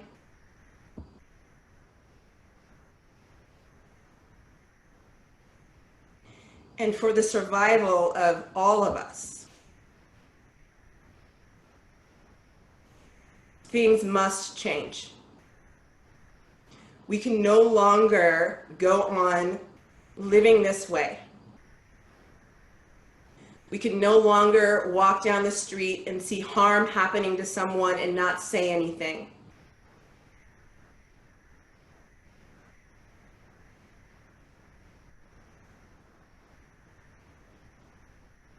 We must take justice into our own hands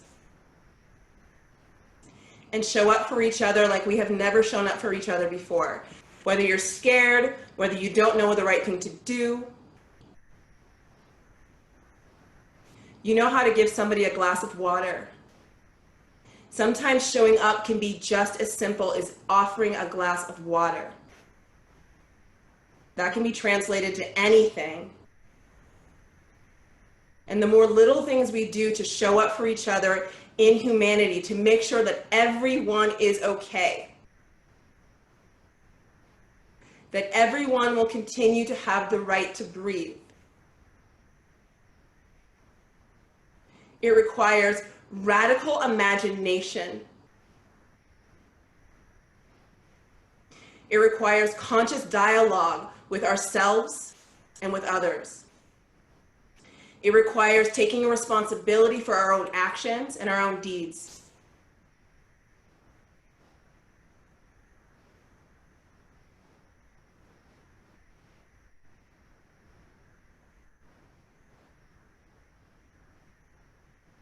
We can no longer stand by and wait for change. We must enact change. We must choose change beyond just being the change.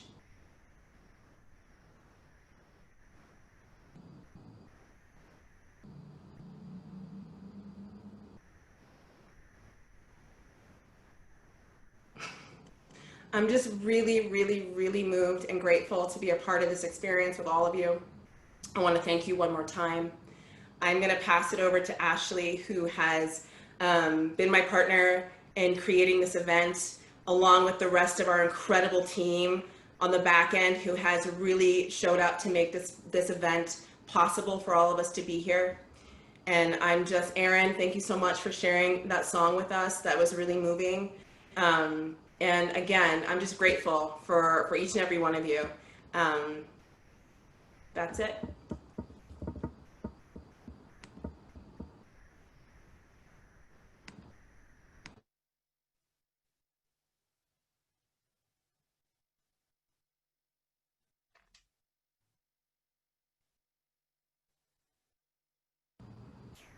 Ashley, you need to unmute. All right. Okay. Thank you so much, Talaya. You did an unbelievable job. I can't even believe Talaya and I came into each other's world like 2 months ago. Not even. This is our third time we've done this together, and I'm so glad to pass the reins off to her for something that's so important to all of us. But I don't even have words, honestly. But what I can say from my point of view is SoulJour is a holistic yoga lifestyle brand dedicated to the seeker, sage, and warrior in us all. So we are all seekers, sages, and warriors. And I think after today, we really put our sage hat on and our warrior hat on. And then our seeker hat as well, as always from the soul point of view. But you know, as we go into the world, we just learned so many new tools. I learned so much new stuff, and that's why I wanted to do this, is because I really wanted to put on that sage hat and that seeker hat and understand better the situation and just how do we move forward. So, you know, we're also a steward of self-discovery, and that's really what we're doing here. I was thinking one of our taglines is rock your truth. And instead of speaking your truth, it's time for us to rock our truth. Like really, whatever your truth is, go into the world knowing that that is your truth and that's who you are. And it's time for you to just rock it. Who cares if you're right or wrong? It doesn't matter. It's just do it. Okay, so here's a list of organizations that we're supporting. We'll post this on social media because I want to keep moving, but we'll put this up. And, you know, again, it's such an important time right now. Tomorrow we have an event for, we have just a short one. If you liked Nikki, remember Nikki way back? Whoa, it feels like 2 days ago, but that's tomorrow morning with Noelani Love, who is my son's favorite musician. Literally every single night he listens to her to go to bed. And she is also from Hawaii. So we thought we'd lift up, let's have a soulful, spiritual Sunday with some Hawaiian vibes. I thought it'd be a little bit heavy today. Not heavy, but you know what I mean. Like the other part is a SoulJour is somebody who transcends challenge and makes it into a positive, makes it into an opportunity, and then shares that light with the world. So you are all now SoulJours. If you've watched any of this, you are now a SoulJour. Now it's our time to look at this with all the tools that we've had and move into the world with you know, doing something. Like it's time to take action in whatever way that means for you. So, so tomorrow, anyway, that's a side tangent. Tomorrow we're gonna bring up the vibes. Noelani is such a dear soul, and Nikki is a master teacher of 35 years. We just traveled to India, and she is the real deal. So Join us tomorrow morning, 9:30 to 11:30 PST. And then after that is our next event similar to this is going to be on August 8th. It's a portal of energy where it's like the highest vibration of the whole year. And so let's raise this vibration, and it's called Cultivating Courage. It's the name of the date is the Lion's Gate. And so when I thought about lions, I'm actually a graphic designer by day. So when I love doing these kind of things. So when I thought about a lion, it reminds me of courage. So this theme was surrender. The next one's courage, another big word, another big important subject. So just know that the lineup will be A+ as usual. And we know it's summer, and we're also going to be having some family things because we know kids are around for the summer too. So it's going to be a really great day of just transformation and awesome. So we hope you'll join for that. Details will be ready in the next probably week or two. We got to get rid of this one, and then we'll start with the next one. So hope you'll join us for that. And then thank you to our sponsors who have generously donated either a gift of some sort, or Tree Sisters and the Women's Golf and Point 3 Design, Taiga Sport Workwear. We really appreciate all that you're doing for us. If you're interested in being a sponsor on a future event, please let us know. And then I'm going to conclude with our duties as soldiers. We have 11 duties. And so now, like I said, we are all soldiers. And so you are, whether you like it or not, you're in the vortex. So the duties as soldiers are to love first, seek truth, lead with integrity, inspire with vitality, find relief from the noise, raise the vibration of everyone around us, spend quality time outside our comfort zone. We all know that's where the magic is. Work from the inside out, surrender to grace, protect Mother Earth, and leave a mark, but leave no trace. So that's it for today. If you have any photos of the day, please tag us, I am SoulJour, and then surrender to source. We really appreciate seeing what you're doing. Please share the word if you like what we've been doing.